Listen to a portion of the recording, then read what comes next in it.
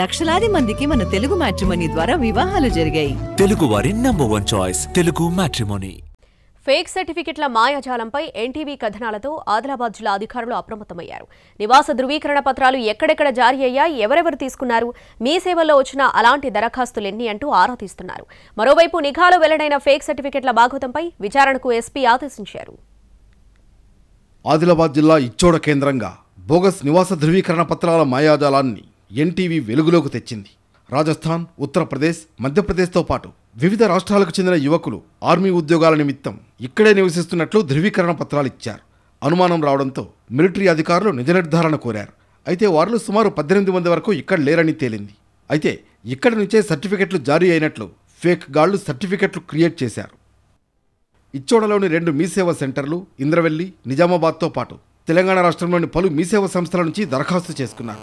మీసేవ నుంచి దరఖాస్తు చేసిన వారందరూ ఇచ్చోడ మండలం పాత కోకస్ మన్నూర్ జీపీ ఇస్లాం నగర్లోనే నివాసం ఉంటున్నట్లుగా దరఖాస్తుల్లో పొందుపరిచారు. వాస్తవానికి వారంతా తెలంగాణ రాష్ట్రానికి సంబంధం లేని వ్యక్తులే, అంతా పక్క రాష్ట్రాలకు చెందినవారే.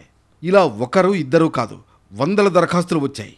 అయితే వాటిలో 189 వరకు ఇచ్చోడ తహసీల్దార్ కార్యాలయం రిజెక్ట్ చేసింది. ఇక్కడ తహసీల్దార్ రిజెక్ట్ చేసిన ఫైల్ నెంబర్తోనే ఆర్మీలో ఉద్యోగానికి ఒరిజినల్ నివాస ధృవీకరణ పత్రం ఉండడంపై ఎన్టీవీ వరుస కథనాలు ప్రసారం చేసింది. జిల్లాలో ఫేక్ సర్టిఫికెట్ల మాయాజాలంపై జిల్లా ఎస్పీ విచారణకు ఆదేశించారు. ఇచ్చోడ, ఇంద్రవెల్లి పోలీస్ స్టేషన్లలో 2 కేసులు నమోదయ్యాయి. మండల రెవెన్యూ కార్యాలయంలో పూర్తిస్థాయి డేటా సేకరిస్తున్నారు పోలీసులు.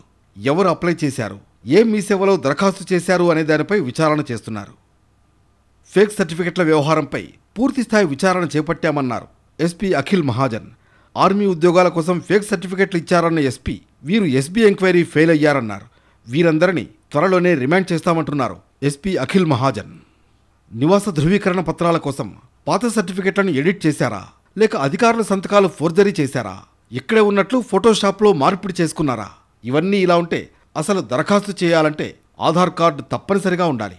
మరి రాజస్థాన్, ఉత్తరప్రదేశ్, మధ్యప్రదేశ్తో పాటు ఇతర రాష్ట్రాలకు చెందిన వారు ఆధార్లో ఏం చేశారనేది తేలాల్సి ఉంది.